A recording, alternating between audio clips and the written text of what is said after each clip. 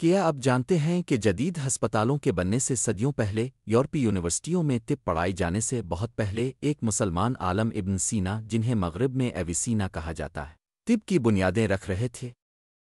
میری پیدائش 980 میں افشانہ بخارا کے قریب اسلامی تہذیب کے سنہری دور میں ہوئی۔ بچپن سے ہی میرا شوق علم بے حد تھا۔ صرف 18 سال کی عمر میں نے فلسفہ، فلکیات، ریاضی اور طب میں مہارت حاصل کر لی تھی۔ میں صرف طب کا معالج نہ تھا بلکہ میں نے طب کی تعریف ہی بدل دی۔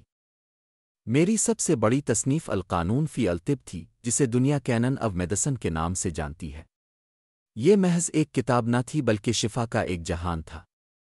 اس میں نے 700 سے زیادہ ادویات کا ذکر کیا، ان کی تیاری، ان کے اثرات اور ان کے محفوظ استعمال کے طریقے بتائے۔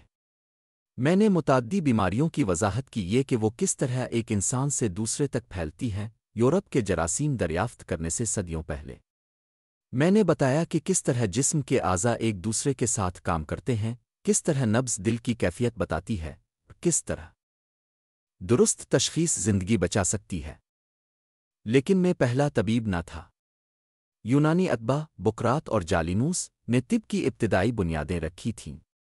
یورپ نے بقراط کو طب کا باپ کہا اور جالینوس کو بڑا ماہر تشریح الاعضاء، لیکن ان کا علم محدود تھا اور اکثر غلطیوں سے بھرا ہوا تھا۔ جالینوس کا یہ ماننا تھا کہ خون جگر میں پیدا ہوتا ہے اور جسم اسے استعمال کر لیتا ہے۔ یہ نظریہ یورپ میں 1000 سال سے زیادہ چلتا رہا۔ یہ میں تھا ابن سینا جس نے ان میں سے کئی غلطیوں کو درست کیا۔ اپنے قانون میں نے دل کے ذریعے خون کی گردش، نبض کی اہمیت اور دماغ کے جسم کو کنٹرول کرنے کے عمل کو بیان کیا۔ صدیوں تک یورپی اتباع صرف جالینوس کی باتیں دہراتے رہے، جبکہ میرا قانون ان کی رہنمائی کرتا رہا۔ کیا اب جانتے ہیں؟ 600 سال سے زیادہ عرصہ تک میری کتاب یورپ میں طب کا نصاب رہی۔ اٹلی سے فرانس، اسپین سے انگلینڈ تک ہر طبیب نے میرا قانون الطب پڑھا۔ جب یورپ کی یونیورسٹیاں قائم ہوئیں تو میرے نام ایویسینا کا چرچا تھا۔ میری کتاب 12ویں صدی میں لاطینی میں ترجمہ ہوئی اور 17ویں صدی تک کوئی طبیب گریجویٹ نہ ہو سکتا تھا جب تک وہ اسے نہ پڑھتا۔ صدیوں بعد اندریاس ویزالسا، ایک یورپی ماہر تشریح الاعضاء، نے انسانی جسم کو چیر پھاڑ کر جالینوس کی غلطیوں کو درست کیا۔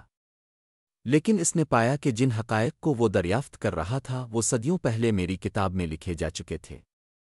ولیم ہاروی، جسے یورپ میں 17ویں صدی میں خون کی گردش دریافت کرنے والا کہا جاتا ہے، بھی اسی راہ پر چلا جو میں نے صدیوں پہلے بیان کی تھی۔ لیکن میرا اثر صرف کتابوں تک محدود نہ تھا۔ مسلم دنیا میں بغداد، دمشق، قاہرہ اور قرطبہ میں عظیم بیمارستان بنے۔ یہ دنیا کے ابتدائی ہسپتال تھے۔ ان میں مختلف بیماریوں کے لیے الگ الگ وارڈ تھے، دوائیاں بنانے کے لیے فارمیسیز تھیں اور نوآموز ڈاکٹروں کے لیے تربیتی مراکز تھے۔ صدیوں تک یہ ہسپتال میری کتاب قانون کی روشنی میں چلتے رہے اور انہی کے ذریعے علم طب یورپ تک پہنچا۔ میرا یقین تھا کہ جسم اور ذہن کا آپس میں گہرا تعلق ہے۔ میں مریضوں کا علاج صرف دواؤں سے نہیں بلکہ نرمی، گفتگو اور ہمدردی سے بھی کرتا تھا۔ میں نے ذہنی صحت پر لکھا جبکہ یورپ ذہنی مریضوں کو عاصب زدہ سمجھتا تھا۔ میں نے دکھایا کہ ہمدردی علاج جتنی ہی ضروری ہے کہ طبیب صرف جسم ہی نہیں بلکہ روح کو بھی شفا دیتا ہے۔ تو میں اب سے پوچھتا ہوں، جب آپ طب کی تاریخ سنتے ہیں تو آپ کو بقراط، جالینوس، ویزالسا اور ہاروی کے نام سنائے جاتے ہیں، لیکن میرا نام صرف آہستہ سے کیوں لیا جاتا ہے؟ وہ مسلمان طبیب جس نے دنیا کو 600 سال تک رہنمائی دی، کیوں بھلا دیا گیا؟ میں ہوں ابن سینا، عظیم مسلمان طبیب، فلسفی اور سائنسدان۔